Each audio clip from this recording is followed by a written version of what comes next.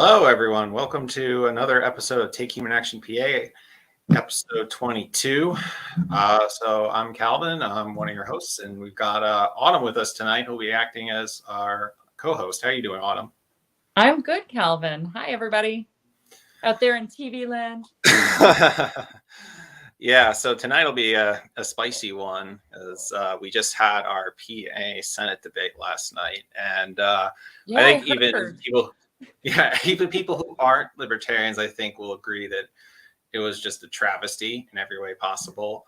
I'll let Erik get into it, but my short version is one candidate could barely speak, and the other candidate, well, he has a bit of a problem giving comprehensive answers and not changing things around himself. So, yeah. But we'll get into that too. Do you have anything to add before we do our introduction? No, just I think it was really sad. I've heard people call out the interesting juxtaposition of someone who's suffering from health issues that really is evoking a lot of sympathy, right? A lot of people are feeling bad for Fetterman that like he should be spending time recovering right now. And the juxtaposition part is that he's being challenged and almost beat down by someone who's a doctor who took a Hippocratic oath. And there's something that just feels innately unfair and just a bad display of humanity. It's really sad.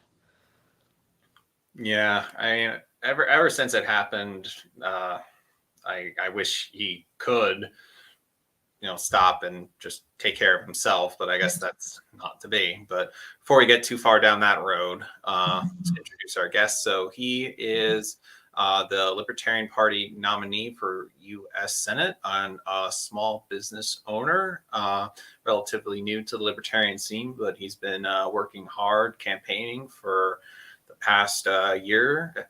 And I'll bring him on now. Erik Gerhardt, how are you doing?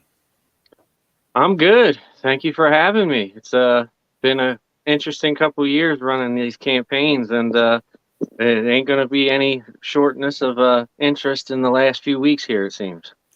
Yeah, just when I thought things might be slowing down a little bit, not to be. Mm-hmm. All right. So, Autumn, you had something good to start us off with, right? Yeah, Erik, I think we should really just set the landscape. Do you have any health issues that could inhibit your ability to do the job if elected that we should know about? I do not have any health issues that would limit me to doing the job whatsoever, other than nobody's in my pocket and nobody's going to get in my pocket, which I think is a plus compared to the other two, which they obviously have dark money coming from all sorts of places, which even in their debate last night, they're like, we need to end government corruption and corporate greed and stuff like that. Well, lobbying and all that stuff where the money gets put into the system is corporate greed, and they're using it to fund their campaigns. So it's kind of hypocritical of them even to call out corruption when they're doing the corrupt things to begin with. Absolutely. Yeah, you could say that. So what I figured we'd do tonight, we'd do something a little different from our normal routine. Well, first we want to talk about how you got onto the scene, like how you found out at the Libertarian Party and what made you decide to run for Senate. But after that, we'll run through some of the debate questions and have a bit of fun with that. So first, why don't you tell us how you got onto the libertarian scene and started running for Senate? Well, it all started back when I was back in Boy Scouts, sitting around the campfire, being a senior patrol leader, and thinking what I wanted to do with my future. And I was like, you know what? I'm going to run for president when I turned 35. But I was, 14. So I had 21 years to go. So I had a little bit of time to burn through before I could even think about that. But then turning 35, I decided I was going to run for president, and I ran on the Libertarian ticket to run for president of the United States. Didn't get that far, got about 3 to 6% in every state that I went to just on my message, which I didn't think was bad for nobody knowing who I was and just popping myself in there and just going for broke. And then when that campaign ended, I took a little break, and then Pat Toomey said he was going to retire. So I saw that as an opportunity to run for Senate. And I did. Yeah, that's a good opportunity right there. So, good thing we have a candidate who definitely seems to be working harder than the other two right now, stepping up to the plate. So, with that, we can get into some of the debate questions. And for some of them in particular, um, well, they had very weak answers. And in some cases, maybe for the first federal debate I've ever seen, no answer at all. So, but we'll get to that. So, for the first question, what qualifies you to be a U.S. Senator? Well, I think integrity is something that we actually need in our government, with starting with the individual. If you don't have self integrity, I don't see how you can have integrity in the position that you're going to vie for, which everybody celebritizes those positions like they should be celebrities, but they're public servants. And that's another part of it, is you're signing an oath, or not signing an oath, but swearing an oath to defend the Constitution and uphold the laws our country have and protect the citizens. And I don't see that they're doing that. They're doing special interest things that are for their own benefit, for their own personal wealth, for the wealth of their buddies and friends, to keep power and consolidate power back in themselves. And that was not what our country was kind of founded on. It was founded that everybody wanted to have freedom for themselves in any way they means, and not infringing on anybody else's rights while doing that. I mean, that's the most important part. It was a gentleman's code, of which, I mean, seems gentleman's code's just gone right out the window with everything in modern day politics, and it's just backstab this and hurt them here and smear them there, and there's no respect and honor in the political system that we have, and it's doomed to die itself, just because of the fact that nobody's going to put the time in to actually pay attention to, which is kind of the plan they're going with, raise the food costs, raise the cost of living. You have to worry about yourself, your family, your bills, your livelihood. You don't have time to pay attention to politics. That was kind of what they did for almost every year of my life up until COVID happened. And then everybody had so much time on their hands that they actually got to watch and pay attention to the things that are happening. Plus all the social media is getting involved, which it's just instant. Like, we're talking to each other in 3 different places in Pennsylvania right now, and it's instant. And this will be put out to thousands of people the second that it's done. I mean, you just can't hide the horrible things that people do anymore. And it's good that those things are coming to light, but not paying the price for those things is just a travesty.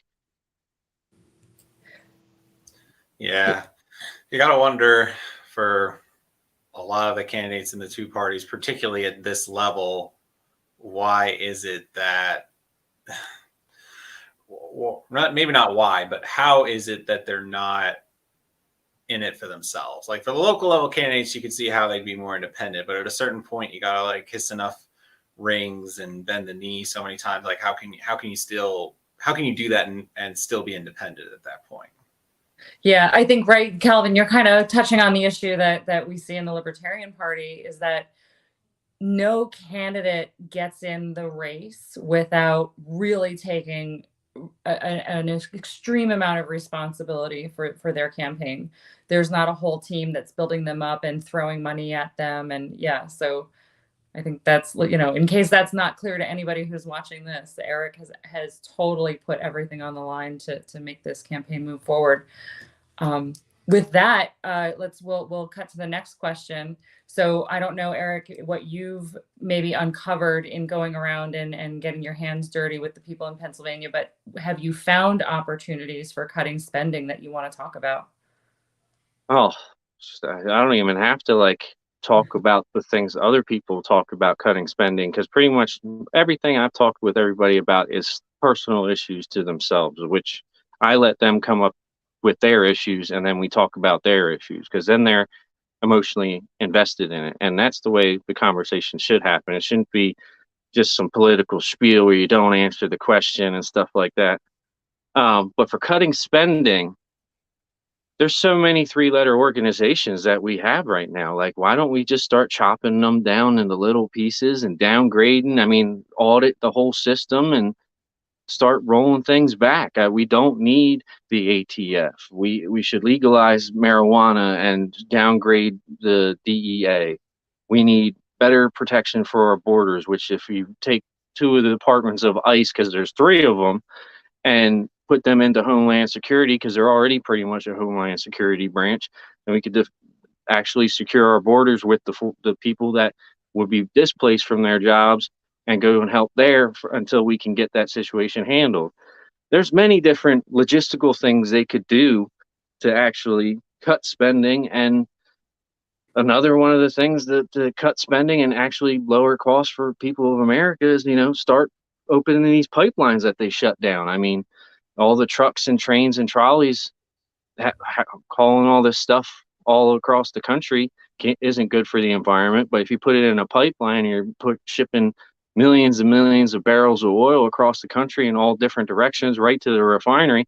That's definitely going to lower cost of the gas prices, plus all the emissions from all them vehicles that aren't going to be used. But that's, again, another thing of a special interest thing. I know back when the 2020 presidential campaign, I was looking into Biden's finances, and he had like $65 million from the guy who's the billionaire tycoon that owns all the freight trains across the country. Mm-hmm. So he obviously is like, well, we got to grease that guy's palm because he gave me $65 million for my campaign, shut that pipeline down, let him make a couple billion more dollars for 4 years, and then somebody else gets in there and turns the pipelines back on because the country needs it, and it's not oil and gas isn't going anywhere. The technology for the batteries and for these cars is still decades away from being efficient enough to be cost effective that anybody can afford these things. Right. And another thing with the costs, the government putting in like rebates for the cars, the car companies just raise the price, this amount of the rebates. Right. There's no cutting costs. You're just raising the costs. It's the same thing with student debt. They want to cancel these student loan debts, but the colleges just raise tuition the same amount that they're giving them for the cancellation.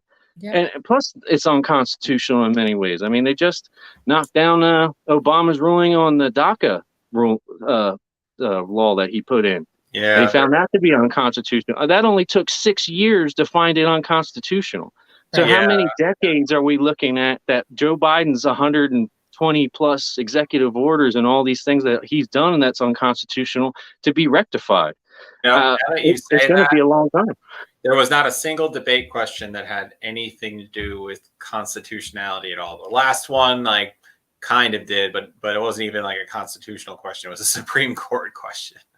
So that shows you how much they want people to care about it.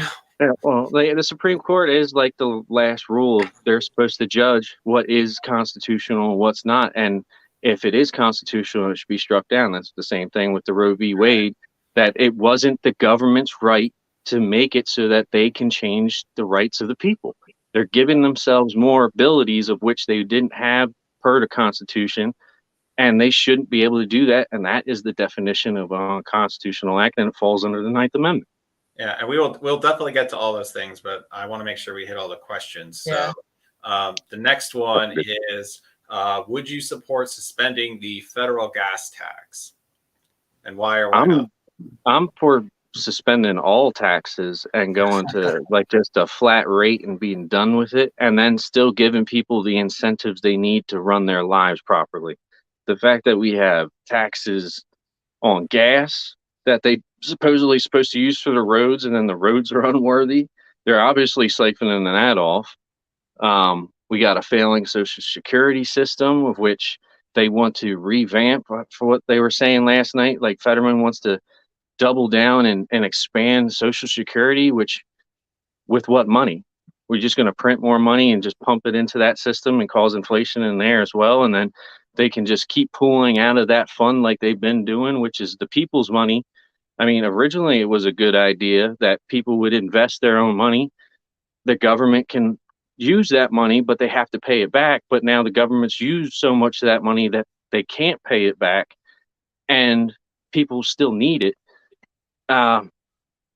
Almost in that thing, you'd have to just put a stop date on it. Like certain people of age 40 will receive it, and then they get it paid out, and everybody else just keeps that money in their pocket and invest it in their own way of how they want to do it. I mean, there's nothing wrong with a little bit of personal responsibility with your own money to make you make your own wealth. Yeah, that's coming back to the voluntary principles of how we should be engaging in everything, pretty much, right? Mm-hmm. Yep. Yeah. Right, you got the next one? Yeah, absolutely. So Erik, would you support raising the federal minimum wage, and why not? Why not? Absolutely. Not even why. Yeah. You got me on that one. Yeah. I mean, you got to have a free market capitalist system of which people need to make what they're worth. And if you're giving the lowest totem pole people a higher rate, that's going to raise inflation across the board, because now it's the same thing with the college principal. If you put more money in the workers' pockets, that means the companies can charge more for their products. And then inflation just keeps on going higher and higher till it balances out to the same thing where they're making buku dollars in profit and the people are still broke at the end of the day. I mean, there's that system's never going to change. But if you're saying the federal government's going to set a levy where it has to be this at a minimum, if so many businesses, especially the small ones, will go out of business. And the big corporations can handle the influx of just a few dollars more because they're already almost at the $14-15 mark anyway. So it's not to anybody's benefit but big corporations. Well, and let's not forget there's the unintended consequences, the people who won't be employed at the higher rate because they're simply not capable of performing at that level of competence, right? Oh yeah. All the people that they hire who have disabilities and stuff like that, they'll be put on the back burner because they're going to need that productivity out of somebody at the highest level to make that $15 worth the bang for the buck. Right. I mean, just even a business sense of just looking at how that would work in a foresight type deal, it's just disaster. Well, right. And the thing that we talk about that outsiders who don't really go this deep into it don't consider is that while there are processes that permit employers to file for exceptions, there's a compliance component to that also offers up a risk that they can get fined if they don't do it correctly. So they'll just avoid it more often. No, everybody will find loopholes. That's just society and how culture has worked for thousands of years. Is if there's something to be exploited or capitalized on, somebody's going to do it. If you have the money and resources, you're going to do it faster. But if you allow the little guy to be able to capitalize a little bit, like my small business plan, where I would give like a 10-year levy on federal income tax so that you can reinvest that money into your business. Now, if you're doing that and you have your employees, you can also pay your employees more out of that, because then that's a bigger deduction for you and everybody wins. And it's almost like Erik memorized the script of the questions because you're going right into what the next question was on the list. So many questions blend into so many other facets of and don't forget, everything. You can always rip into Oz and Fetterman's answers if something stood out to you about what they said. They didn't really answer much. There's nothing really to comment on either of the stuff they said, and nothing really stuck out to me as like, wow, that was mind-blowing. Not one bit of any of it, other than the two of them bickering back and forth like they're kids in like lunch or something like that. But the social media pages talking about how like, oh, did you see the debate? You looking for something better? Like all the ones along those lines in the past day have been exploding, and I don't think that's for no reason. Yeah. I mean, I'm still waiting on some extra interviews from some really top-notch people that would really bring some notoriety to the party and my campaign. We'll see if these pan out. I've been getting all kinds of invites for the last 2 days since that debate happened, prior to and after. And people want new options, and that's all I've been hearing. There, and they're already like, "What can we do?" Yeah, exactly. It's like we're going to take this building on fire or this building on fire. Oh, there's not a building on fire. Why don't we go look at that building at least? Yeah, you're winning polls for who won that debate, and you didn't even have to say anything.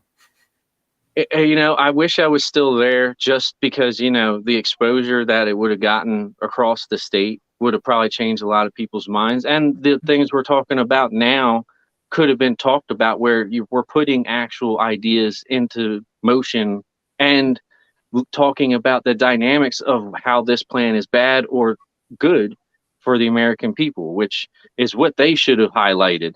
They But should. they want to be like, I have to talk this line and I have to toe this line. But we're libertarians, we're free individuals, and we want what's best for everybody. So our plans are always oriented for the people, which every single plan should be. Like, businesses should win, people should win, and the government should lose. The government's not meant to be a big giant corporation making money, of which they're not making money, they're just spending money. And it's our money, which is a horrible, horrible, horrible thing, that our money's going to all these foreign wars and such that shouldn't even be fought.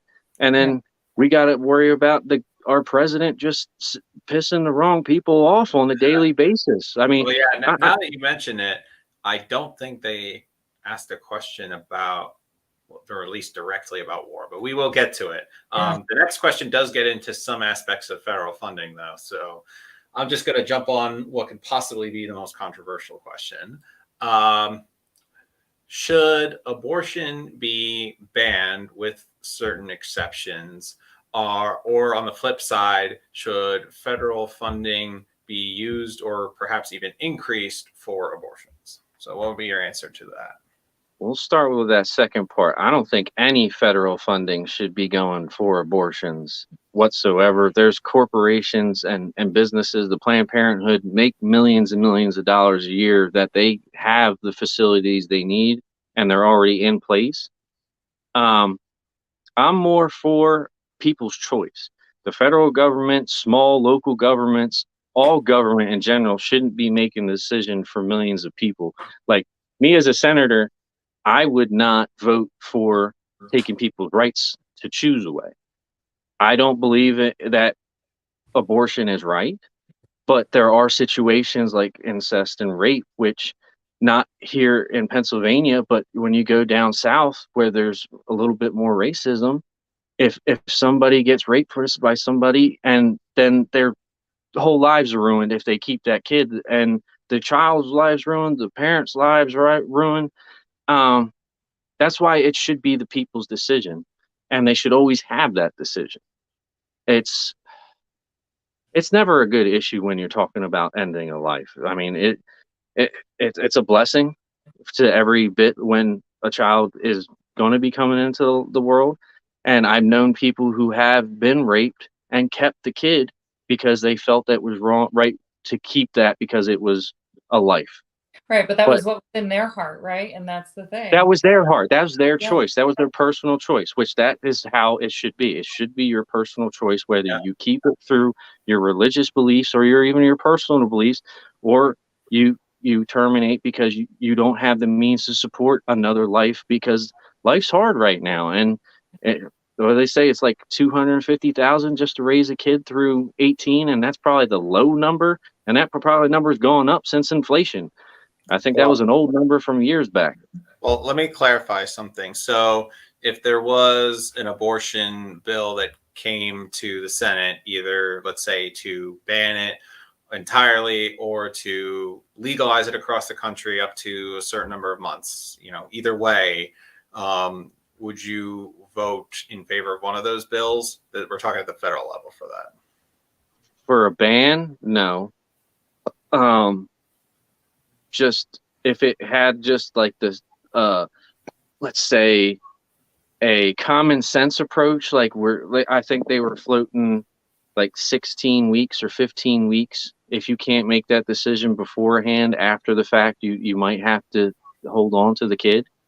I mean, I'd have to see how they write it up, because anything that's like, we're going to remove your right in any sense, I'd have to shoot it down. Yeah, and if I can jump in and because Erik and I have had these conversations, we've done a lot of campaigning events together in the past months, and I think, Calvin, one of the things that people don't think about, and I know you do, like we're really involved, we think about things more than most, is the process of administering these laws. So once you start saying, well, it's okay in this event and that event, that means in order for them to make sure that you're staying in that lane, they've got to intrude on everybody's medical privacy to police it, to administer the law, right? Exactly. Yeah, Yeah. my argument wasn't with that. I was more Oh, getting yeah. at the difference between the state and the federal level. Like, Well, that's the same thing. Like if you're allowing the federal government at any level to intrude on your personal choice, then they have to have your rights to your medical records, which that's just giving the government more power. Now, right? if they So have it written in there with the facet saying we get rights to your personal medical records, absolutely not. Like just that line alone, there's so many bills that they passed and all the executive orders that I was reading some of them, like the burn pit bill. Like they don't want to give people funding for um, if you're over 85, if you're terminally ill, if you're homeless, and everybody who's in the most need won't get the help. Plus, they're not going to get it for another 4 years anyway. So like who are they really helping? They're just saying they're going to put a $1.9 trillion to help people with the burn pits and stuff like that were overseas. And how many of those people are actually going to get it? Because when I was reading the bill, it was saying they were taking caps off of paying people off pretty much, and in the hospitals, securing hospitals for the people to work to stay at and use the facilities, keeping the lights on for utilities for these buildings. Like they're setting everything up like they're going to have this giant influx of people, but then in the fine print of the bill it said we're going to have everybody re-register. And now that we passed this bill, and you have to meet these 4 steps of criteria, which the first one was like, yes, we will give you the help. Second one's like, we're going to think about it. Third one's like, we're going to think about it, but it's probably a no. And then the last one's just straight out no. So you have 3 tiers that we're going to tell you no, and only one that we're going to say yes. And then like I said, the criteria of age, qualifications of home and stuff like that. If you're homeless, you're definitely going to need those funds if you're suffering from some kind of ailment from stuff that was from the burn pits and such, of which, like I said, those are the people who aren't going to get the care that they need, and they're just going to toss those people away who served our country. It's just a horrible thing to think that they would do that to our veterans. And in the meantime, all the money is really going to the layers of bureaucracy that they've added. Yeah. Right. And they can't make their minds up on anything anyway, even though they do pass a bill. But that's a whole nother story. Mm-hmm.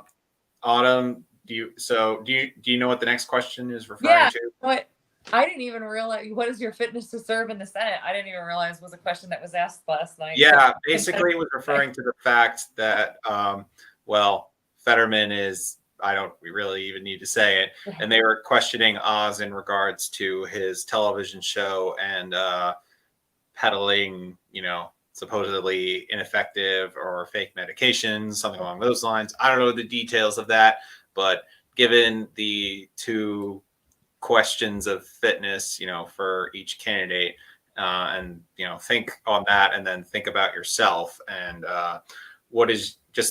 tell us what your fitness level is, physically, mentally, and every other way to serve for the Senate. Mark Bozacco called me the other day just to thank me for running the campaign and all the great work I was doing and stuff like that, and a little scold me a little bit for something I said. But he was asking me, he's like, so what are your plans afterwards? And my county party's thinking about this, that, and the other thing, and they want to possibly make me chair. And he's like, oh, don't you need a break? And I'm like, putting myself doing construction during the day, and then I campaign in between on the weekends and days that I can schedule off to go hit campaign events. Like I'm doing double duty already. I mean, real hard physical labor plus the mental labor of the politics. I think I'm more physically fit than either of those candidates, hands down. And I've been preparing myself like that since I ran for president. When I was running for president, I was totally not good with public speaking. I was shaky. I thought I was going to throw up during my first debate. I stumbled over my words. My thoughts were all jumbled. Now I'm kind of leaning into it, and I'm getting more used to the speaking in public. And, I don't see myself wanting to stop, because it's like when people go to the gym, they start seeing the gains and then they get addicted to it, which seeing my personal gains just in my mental health and all my personal beliefs and just the excitement of seeing places. Like I love to travel. That's one of the reasons I love carpentry is I love going to different job sites, seeing new problems and fixing new challenges. I love the challenge of the job. And believe me, there's a lot of challenges in our government to be solved. And I just want to put my ideas on the table and help everybody across the country with me. Even if one of my ideas takes and helps people, I think that would be a benefit to the country. I don't have to have a slam dunk, but that's only one thing that I want to put through. And that's probably one of the many things that I could do if I actually got the opportunity. All right. Thanks, Eric. So it's good to see that unlike the companions running, that's even being generous, but running against you, there's no fake lumber yards or major health issues that we have to worry about. And good to hear that you're working so hard. So since I kind of took that one away from you, Autumn, you want to go next? Oh yeah, are they calling fracking fracturing? Or is that what they're going with?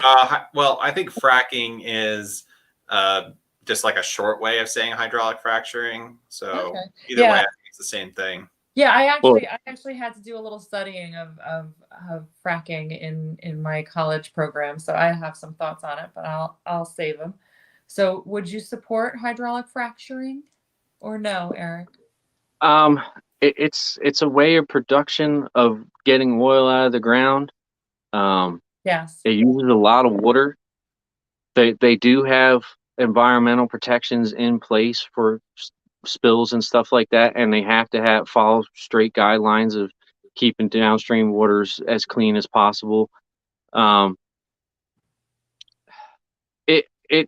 It's a business. I mean, we need oil. It's not the cleanest of business, and it's not a permanent thing. But with the fracking and stuff like that, they're getting the natural gas out of the ground, and then down the line, they're thinking about the oil if there is any. I don't see any problem with it as long as we follow the environmental protections and stuff like that.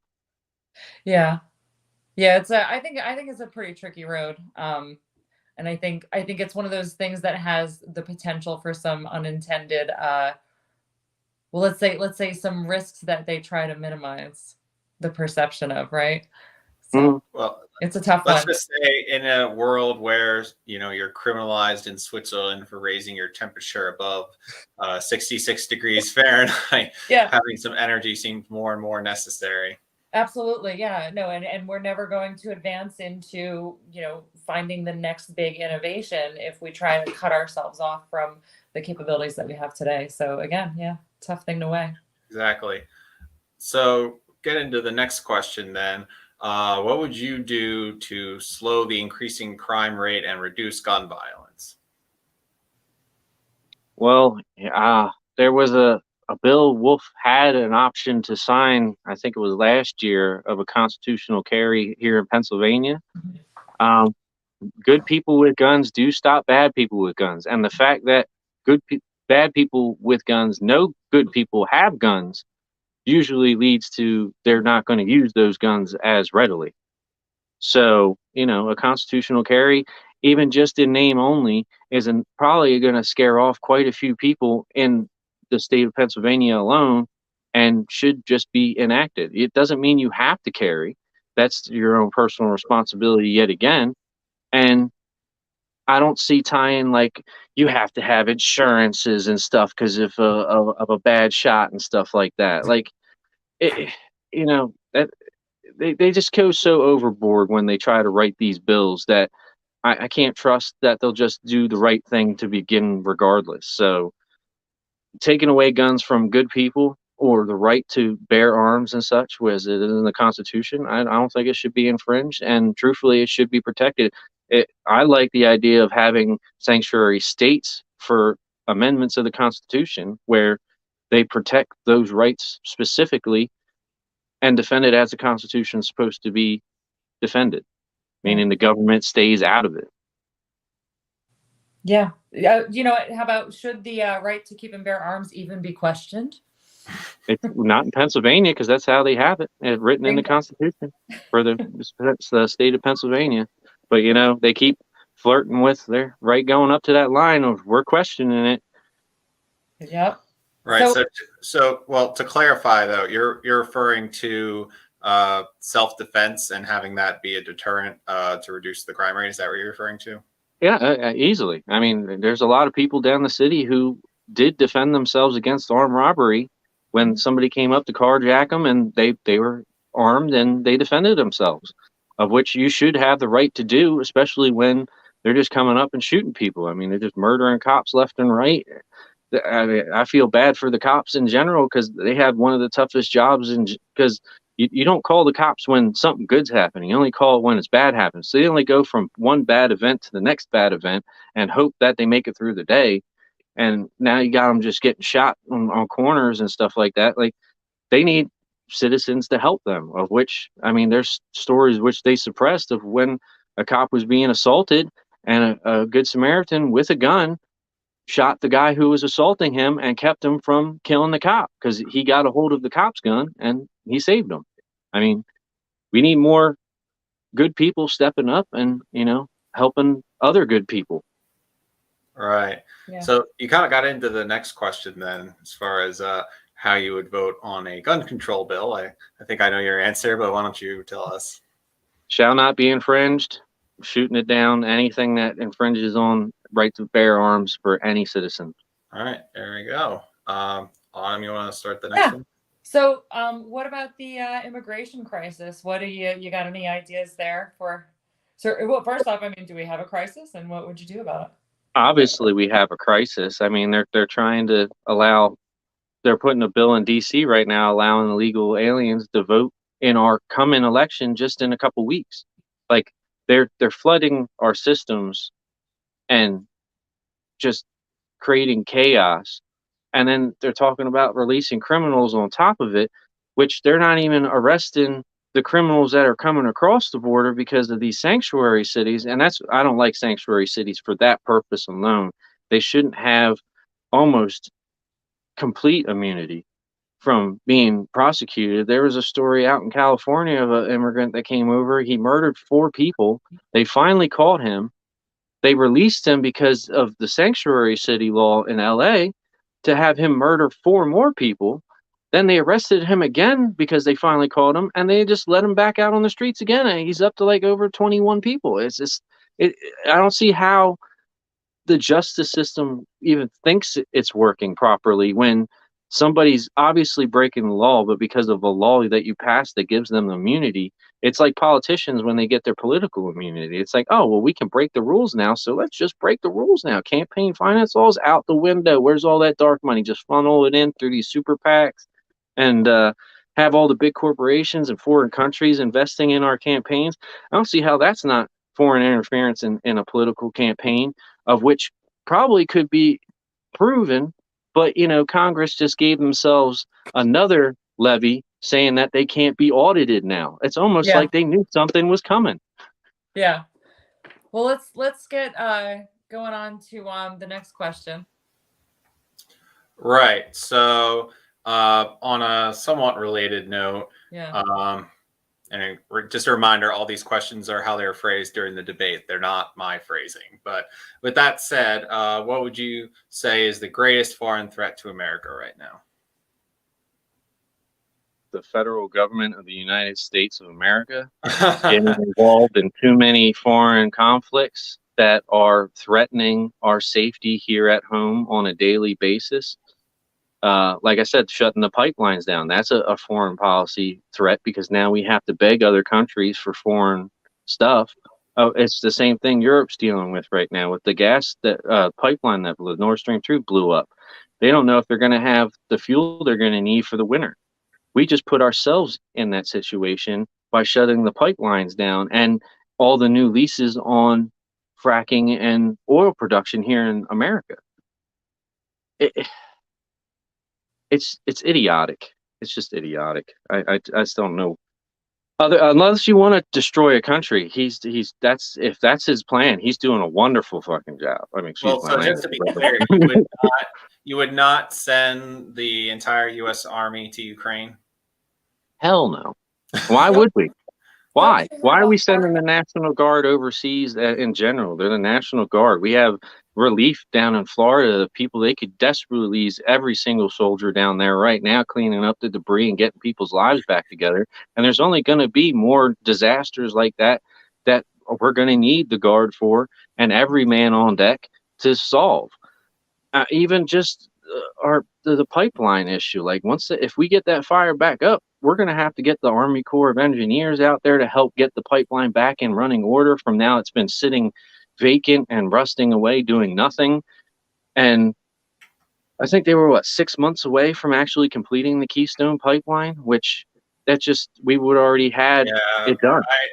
I can tell you from, well, not directly in the industry, but being in the general field, that it would have created a lot of high-paying jobs and decreased the cost of energy, which essentially decreases the cost of everything else, because that's a lot of what started our current inflation in the first place. As soon as energy and gas goes up, everything else goes up too. This would have had the opposite effect and made us a lot better off. At the very least, it would have canceled out what we're having now. So for someone who says they're for the working class, just to overlook this and not see the benefits on all sides that this would have with the job creation and the reducing the cost of living, it's just, I don't know. I don't know how they don't see it sometimes. Well, it's got to be special interest. It just has to. I mean, you don't just flip a switch and just say we're going green energy only, of which we have none of that infrastructure built anywhere across the country. We don't have electric charging stations. We don't have enough electric generation just to begin with. California is thinking about blackouts coming up in this coming summer and winter, and solar's already been proven it can work. It just doesn't make enough electricity for the mass amount of people that we have. Nuclear, and going with a new clean nuclear type energy, where we go away from the actual nuclear components and go with something that is non-nuclear, radioactive.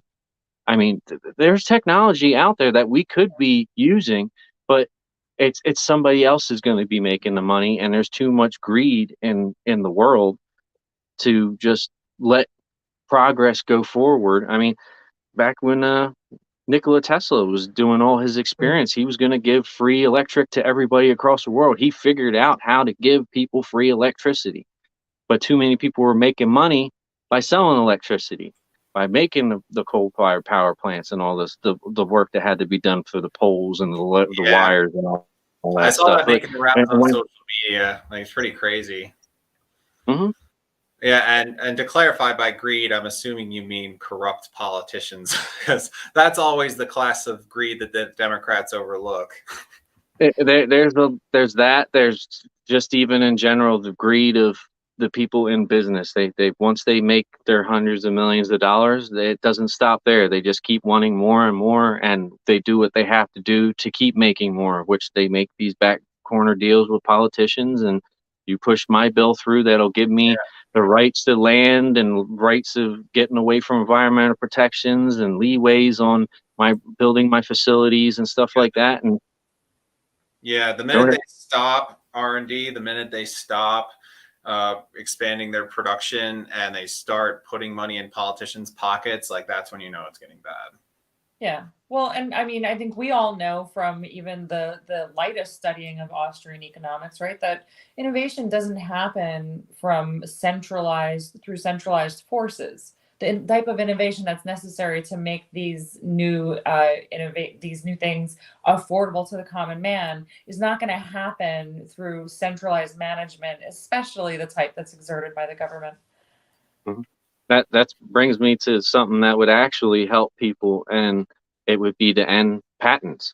I mean, if you end the patents on drugs and allow for generics to be made by a cheaper corporation, then drug prices come down.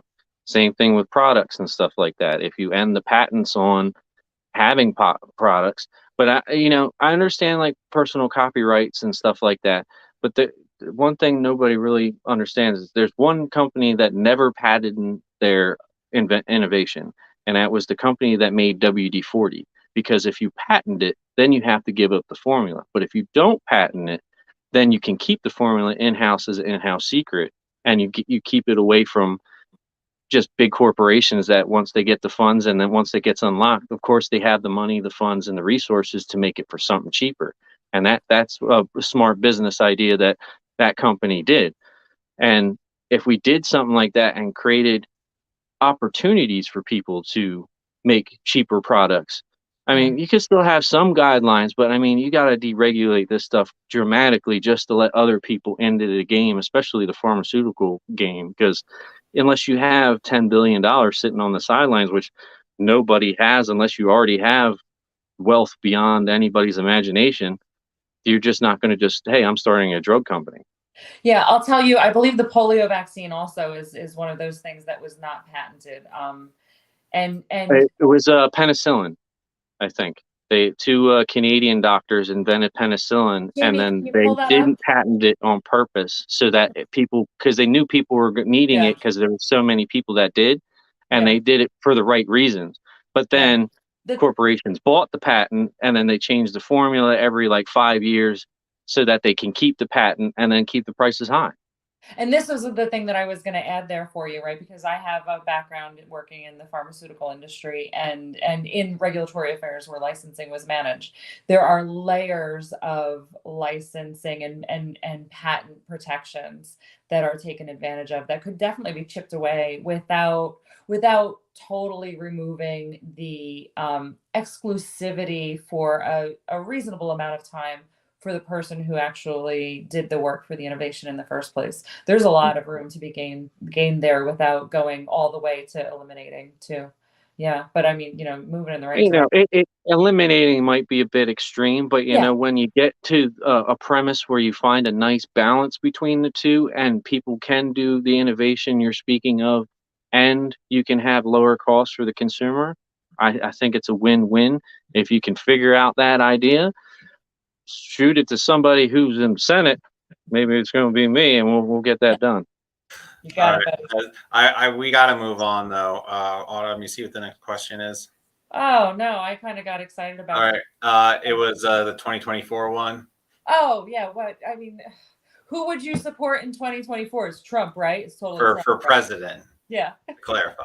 I'd have to see who the candidates were to choose the best candidate. I won't pick anybody based on speculation at this time, nor put my support behind anybody until they prove themselves.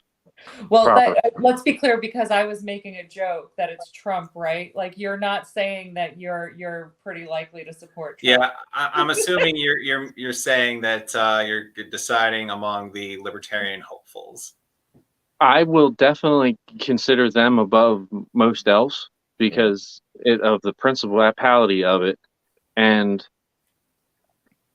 that's 2 years from now. I mean, who knows what's going to happen next month? Like, I can't ever make that decision right at the moment. Other than, like I said, I'll look at each person's characteristics and see the challenges we face in 2 years, because there's going to be different challenges, and see if they're best qualified to handle that.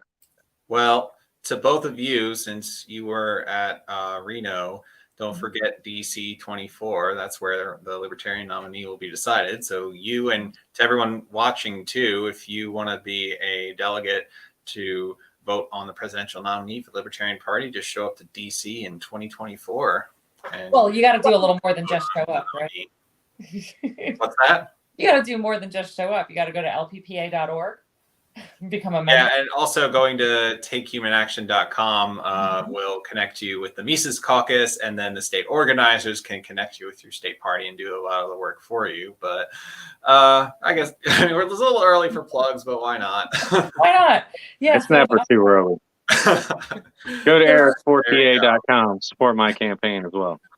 Don't worry, I got a whole thing for you at the end. So what policy decisions do you most disagree with in the current presidential administration? Let's just start with the executive order overreach, on the unconstitutionality of almost every bill he's put forward, and just the squashing of the rights of the human condition here in America, of which should never happen, and probably won't happen again for a long time if everything works out well. I like to be optimistic about these things, that people see the horrors that are happening with the administration and the bills they're passing, and what's going to come to fruition from these things. Higher costs. I think I was listening to Fox Business this morning. They were saying the budget for fiscal 23 for the Biden administration is $5 trillion they want to spend next year. So they got more things in the works to just keep spending money, of which is only going to drive cost of all kinds of things up, and of which, of all the things they passed, how many good things have you seen done or put into motion so far? I mean, I know they're working on the roads, but they were already working on the roads prior to. They just put more money into it. But like, what new innovation and infrastructure are they building? New rail systems? Are they building expansion rails, like lines to connect things so that we can ship things certain ways faster? I mean, the freight train issue with the unions coming up. I mean, they still don't have a tentative deal. They have a tentative deal, but if they would have signed, they could have signed that deal already if they really wanted that deal. But they pushed it to after the midterms, because if they go on strike and the freight train shut down, a lot of people are going to need a lot of things that they just can't get anymore, and a lot of things are going to go haywire if that happens. But you know, what's the federal government doing to serve you and solve those problems, of which pretty much they're just like, just put a pin in it and put it next month after the midterms, just so we don't look bad, which that's not doing their job. Yeah, it always seems to end up that way. So Autumn, you want to hit the next one? Yeah. So, how about the cost of education? I'm trying to remember what we were saying about it a little bit before because you did go into it, but they actually asked the question last night: what would you do to bring down the cost of education? I think this is really, Eric, just a good opportunity to talk about what role you think the government should be playing in meddling with the prices of anything, right? Well, they obviously shouldn't be meddling in the prices of anything. Like a free capitalist school system, which would be a more of a school choice system where parents can use the funds that the government was going to give for their children in any ways they see fit to get them the best education. I did read the Arizona bill where they did the school choice bill. It didn't have any wording for homeschooling in it, which that should definitely be in there. Yeah. But they had private schooling, of which there was a line in there that did give me some concern, saying that the schools have to be qualified, big air quotations, to give a proper education, of which who's the ones that are saying that they give a qualified education is probably the federal government or some agency of the, the testing or whatever, if they don't score high enough, or they're what is the test, what's the criteria, which I'm sure they'll change goalposts just to keep the private sector out of the school system, because they love their indoctrination of the entire populace of the country. But if you give competition through school choice, let's just say there's 30 kids in a classroom, and each of those kids get $10,000 to $15,000 for their education for the year. You give that money to the teacher, say the funds you need for school supplies for the child, and they make $400,000 a year plus out of just those 30 kids. I mean, they're getting higher pay, of which they can definitely give a better education if they're being financially compensated properly. Plus, it creates a system where they can have like a old farmhouse schoolhouse style, where they know the kids intimately enough that they can teach them properly. They know their strengths, they know their weaknesses, and there's a real respect between the teachers and the students and the parents, because they see the education they're getting. And you create a new system where maybe instead of kids going to the school where they're built all over locally, they still go to that school, but the teachers rent the rooms out now that they're getting paid more money. So they rent the room, and then they get the facility that they need, or they held it somewhere else at a private location. And you still use the systems that we have, but you move to a system where people get a better education, there's more individuality, and instead of just going to just shoveling kids through the system, Yeah. sending them out into the world, and they have no real life skills. Well, it kind of sounds like what you're talking about is more like an unsystem, like not a system at all. Well, you know, it is Something kind that, of an unsystem. right. Do you think that that might be difficult to do under the current Department of Education? Well, you can just get rid of it. And let's There you start with go. that one. That you want to say, what? How do you cut spending? Why don't we just get rid of the Department of Education? I mean, they're sitting there Yeah. overly funded, and we're getting less quality of education back year over year. Obviously, they're not doing their jobs. I think I did see something on the lady who runs the Department of Education. She had like 16,000 grievances that she had to go through, and maybe got to 10 Yeah. in a fiscal year. So she didn't do all those other thousands of issues that needed to be addressed in our education system, and just handled probably the biggest ones, which were monetary losses to the education system in certain schools and such. Yeah. Which that's not caring about education, that's caring about the bottom line. Yeah, it's one of those radical ideas that more people are receptive to than I think you realize. The moms and the parents that are involved in my local school district and go to the school board meetings. When I said, well, if the Libertarian Party had their way, we just about abolish the Department of Education altogether, they rejoiced. Mm-hmm.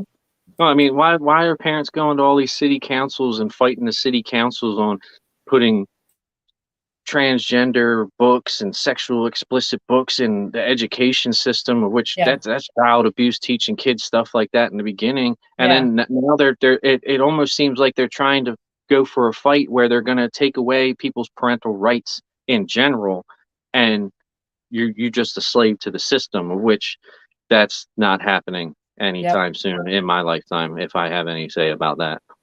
Calvin, before we get to the All right. next question that you're going to take, let's put a pin in getting Carlin on to talk about some comments that she made in her most recent publication about what parents should be doing and whether they should or shouldn't be focusing on the books.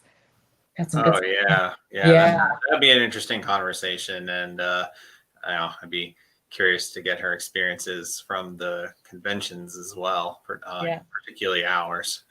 Yeah.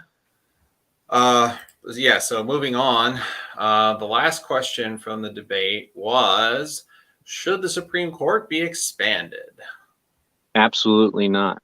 You know, when does that end? That's another like foreshadowing thing. You sit there and add, I think they wanted 13 justices, so they're going to add 4, of which now you have like a almost 50-50 split, a little bit leaning more to the right on the split side. But if you add 4 justices, they do it during Biden's term, then you're going to a 7-4 split, or 7-5 split, or something like that.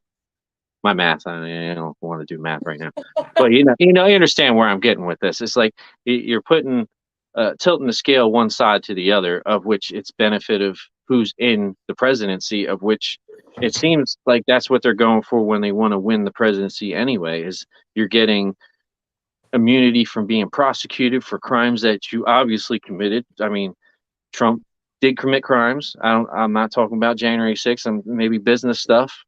And, you don't usually get to be a multi-billionaire without fluffing a little couple of people's pockets and breaking some laws.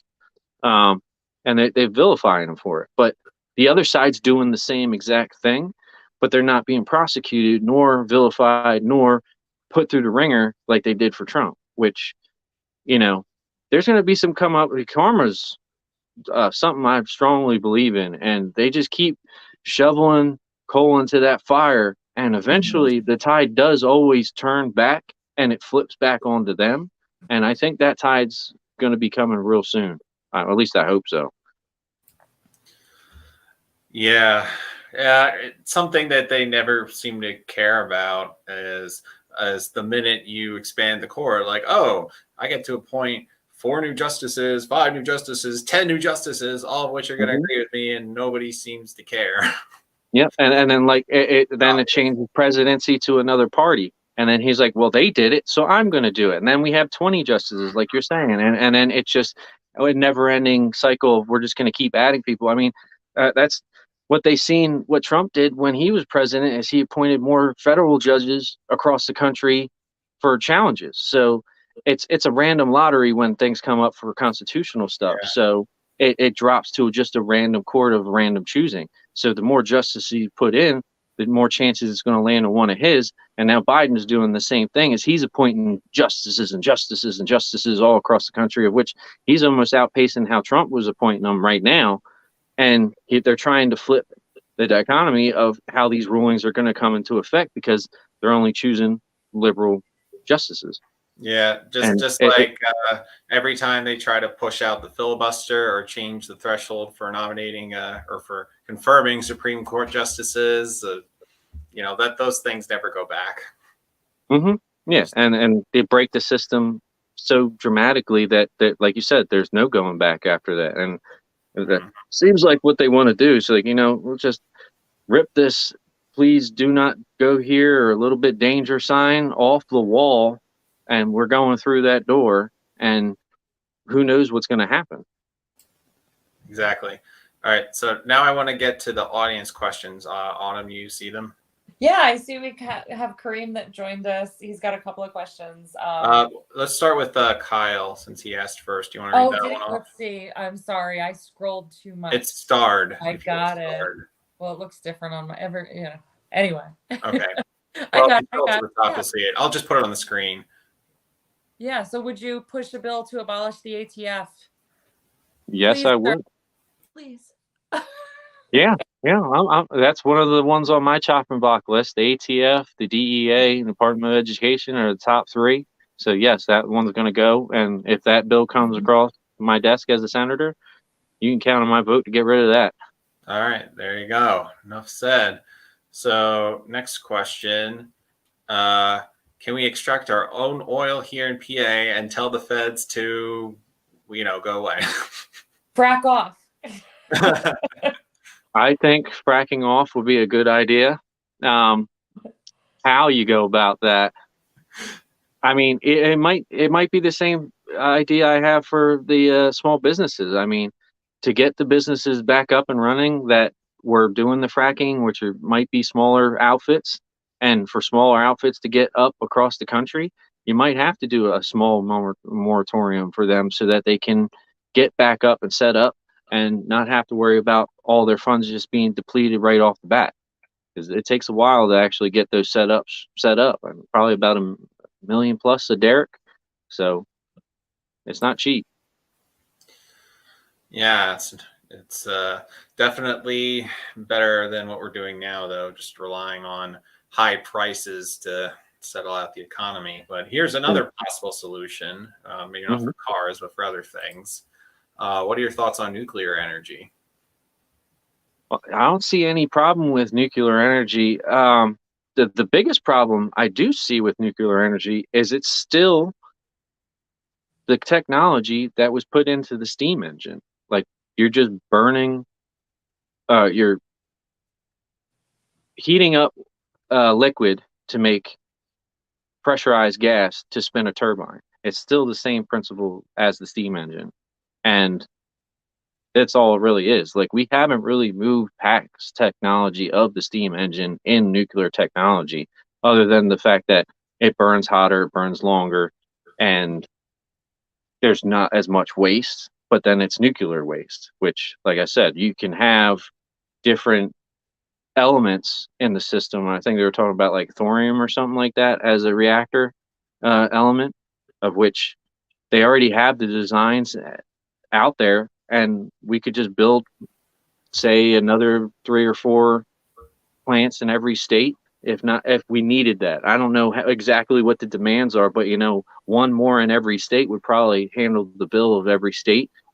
Upgrade from the old nuclear reactors. And also, I think one of the biggest issues with energy in itself is we have no storage system. If we had a system of storing the energy to be used at a later date, instead of just producing at such high volumes and then the excess gets wasted, that would solve a lot of our energy issues as well, which I know they just had a patent that they had for it was like some kind of battery that the federal government had patented. It supposedly lasts for like 10 years on a charge for every single home. And if every home had one of those and stored the power they needed, you could turn the system off every once in a while, do maintenance instead of just letting it constant run like our nuclear power plants here in Pennsylvania are. And they're saying they're about to see the end of their lifetime because they can't maintain these things because they're either producing or they're not making them money. So they're just constantly running until they just burn out. I'll have to look into that. I'm not familiar with that battery thing. Why don't we move on to something I am familiar Yeah, with? I'm not sure either. The only thing I can really add to that is that, when it comes to the government regulating something as heavily as they do with nuclear energy, it makes much in the way of productive R&D virtually impossible. So it just feeds into the problem. Mm-hmm. So I think that's one of the main obstacles right now. There's a lot of different obstacles and paths to actually fix it. It's just actually putting those plans into action. Mm-hmm. All right. So one more audience question. This is from our own Issue Coalition's chair. Yeah, so this is the joke I was making. I was like, let's move on to what I do know something about. So Regina Badger, if anybody doesn't know her, amazing trailblazer in moving stuff like this forward. She wants, since the issue is generally avoided in most respectable forums, what's your stance on decriminalizing all drugs, and would you support a decrim nature bill in Pennsylvania? Yeah, I just looked it up, and Regina, if you're still in the chat, correct me if I'm wrong, but I believe what it means is it makes the enforcement of laws against natural plant medicines among the lowest law enforcement priorities. So basically, it's any of natural plant medicine is no longer, you would no longer be charged with a criminal penalty for possession. I'm for that, and I'd take it a step farther, saying that all natural plants that you can grow yourself shouldn't be regulated at all. I mean, they shouldn't be enforcing that it's a criminal act to grow on your own property, to sell products that you make yourself. I mean, that's free market capitalist system in itself is like, if you can make it and you can sell it, you can make a profit of which you're entitled to the benefits that you reap through your own efforts. And the government shouldn't actually even be able to tax that. Beautiful. Yeah, let's just leave it right there. Yeah, it's simple.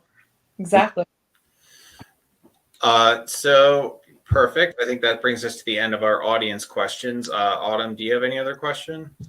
Let's say, I mean, I have a message to pass along. Actually, I told a friend of mine who got to meet you when you came for CannaFest this past July, Nicole. She wanted to pass along the message that you're just adorable, and she can't wait to vote for you. And her whole family is voting for you, even her fiance. So they're all rooting for you to win, to at least shake things up, right? I appreciate all the support from everybody. I've been getting countless messages of people saying I was a Democrat and I was a Republican and I can't vote for them. And can you please let me know your issues of this, of which I send private emails and private messages to these people of how I feel about the topic that they most care about. And I haven't seen one person say, I'm not voting for you now that you've told me this. It's like, wow, I completely agree with you. Federal government should be out of our lives, and I'm going to vote for you. So I've been getting a lot of positive feedback from everybody I've met, and maybe 5 or 6 at every event. There's always somebody that's a curmudgeon. You can't help it. But you know, they want to be a curmudgeon and miserable. That's on them. I want to just live a happy and peaceful and productive life through my own means, and not have the government take half of what I own. Great. Well, in the spirit of the debate from the other night, why don't you give us your closing statement and your plugs? I'm Erik Gerhardt. You can find me at Erik4pa.com. That's ERIK4.com. We do have a new video coming out from when me and Autumn and the rest of our candidates were on the Capitol steps on Monday. Please go check that out. I'm going to be linking that as soon as we get the the okay that the video is actually running, and then some other good things to be coming in the works. This video here right itself, this is going to be a good one. I could use everybody's support. Voting for me is a vote for me. It's not a vote for them. And if you want real change, you got to get somebody different in there. And I hope that I piqued your interest with the things that we talked about today. And I'm excited to actually put those things in, make those things happen for you guys here in Pennsylvania. All right, perfect.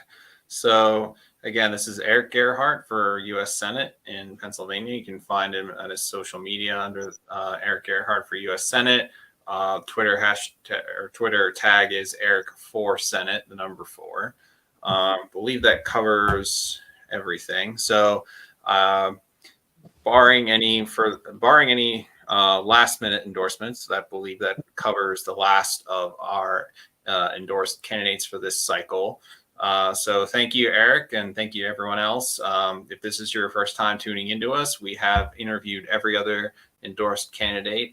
We can go back in the archive and look at it. In past 5 or 6 episodes or so, we've interviewed all the other candidates that the caucus has endorsed, including Autumn here. That was a good one too. So yeah, thanks again, Autumn, for co-hosting. Thanks, Erik. Any final words from either of you? Thank you for having me. You know what? I did want to plug CannaMed Show. That's cannamedshow.com. That's who was doing the great cannabis festivals that we did this summer. Looking forward to doing more with them. So. All right. Thanks, everyone. Until next time, don't forget to take human action.